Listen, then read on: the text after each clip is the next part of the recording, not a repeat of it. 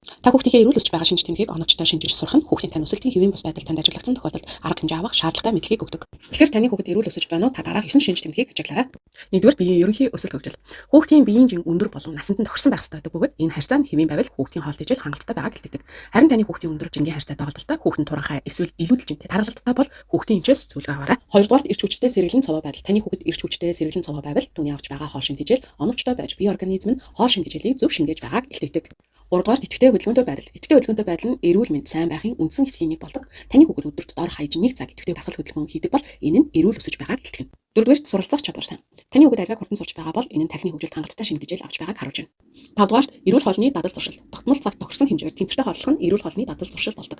Харин хүүхдүүд хангалттай олон төрлийн хоол хүнсээр тогтмол хооллох хэм маяг нь ерөнхийдөө эцэг их асран хамгаалагчаас ихээхэн хамаардаг. Хүүхдийг бага наснаас нь эрүүл хооллох дадал зуршил сургах нь эрүүл өсөлтийг дэмжих хамгийн чухал алхам болдог. 6-дугаарт эрүүл бат бөх цэвэр шүд.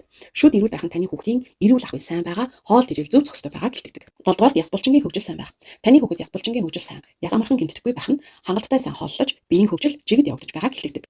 8-дугаарт тогтмол өтгөнөө гадагшлуулах. Таны хүүхэд тогтмол өтгөнөө гадагшлуулдаг байх нь хангалттай хэмжээний эслэг авч байгааг илтгэнэ. Ингэснээр хүүхдийн дархлааны системийг дэмждэг. 9-дугаарт сайн унтаж чанартай нойр авах. Хэрэв таны хүүхэд бат бөх нойрсож хангалттай чанартай нойр авдаг бол таны хүүхдийн хөгжил ямар ч асуудалгүй хөгжиж байгааг илтгэнэ. Сайн нойр авах цагт нүдний өнгө сэргэж, арьс ус эрүүл байх үндсэн шалтгаан болдог.